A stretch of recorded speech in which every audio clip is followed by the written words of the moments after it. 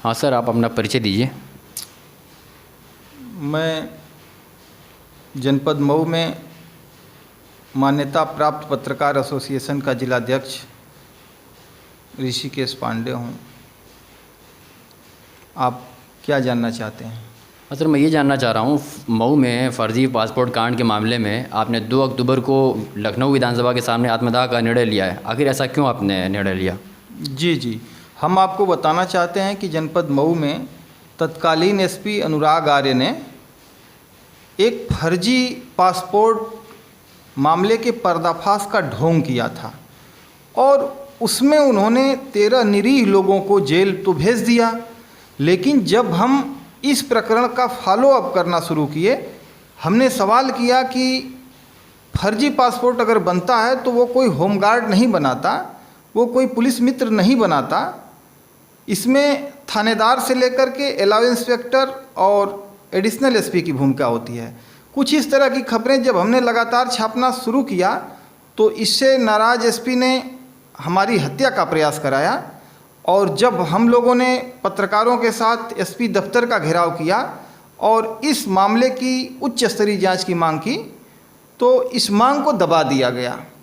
ऐसी स्थिति में कांग्रेस एमएलसी माननीय दीपक कुमार सिंह जी ने इस प्रकरण को विधान परिषद में उठाते हुए जांच की मांग की, लेकिन उनकी मांग को भी दबा दिया गया।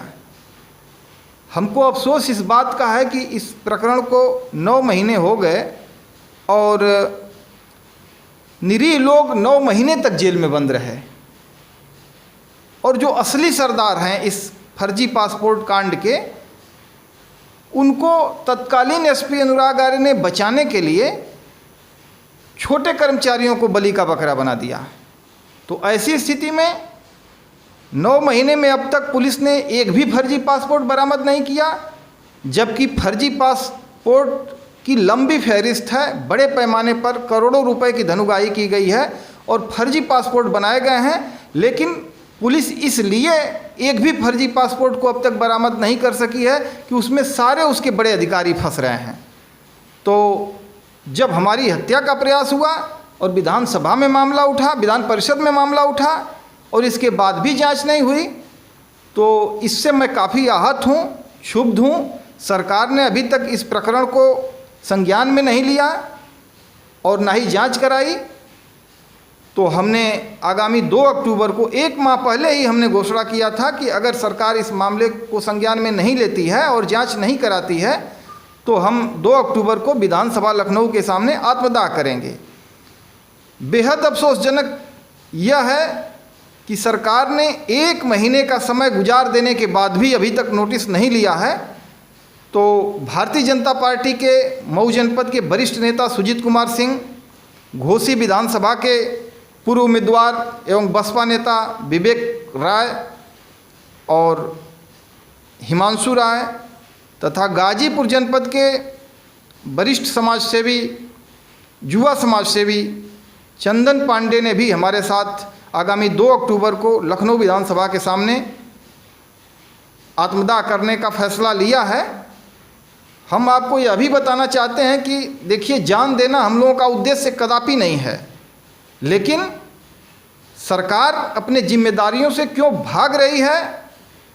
सरकार अब तक इतने बड़े मामले में जांच कराने से सरकार ने अब तक परहेज क्यों किया?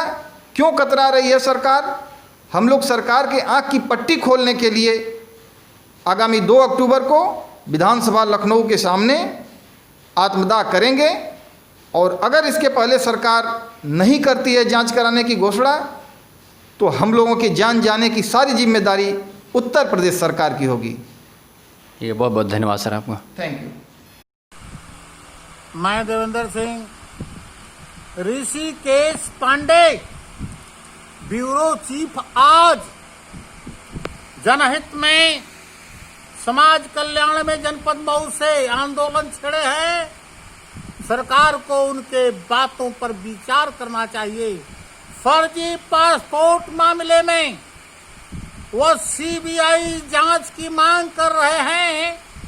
जो फर्जी पासपोर्ट बना करके लोग विदेशों में गए हैं। सरकार की व्यवस्था में हाई स्कूल पास के नीचे विदेश नहीं जाएगा। अंगूठा छाप विदेश गए हैं, फर्जीवाड़ा करके लोग विदेश गए हैं, जिसकी जांच के लिए ब्यूरो चीफ ऋषिकेश पांडे आंदोलन छड़े हैं। यदि न्याय नहीं हुई, सीबीआई जांच नहीं हुई, तो 2 अक्टूबर को विधानसभा लखनऊ में आत्मदाह करेंगे और राष्ट्रीय सवर्ण समाज उनके साथ संकल्पित है, उनके साथ रहेगा, खड़ा रहेगा, आंदोलन करेगा। जय श्री राम। धन्यवाद।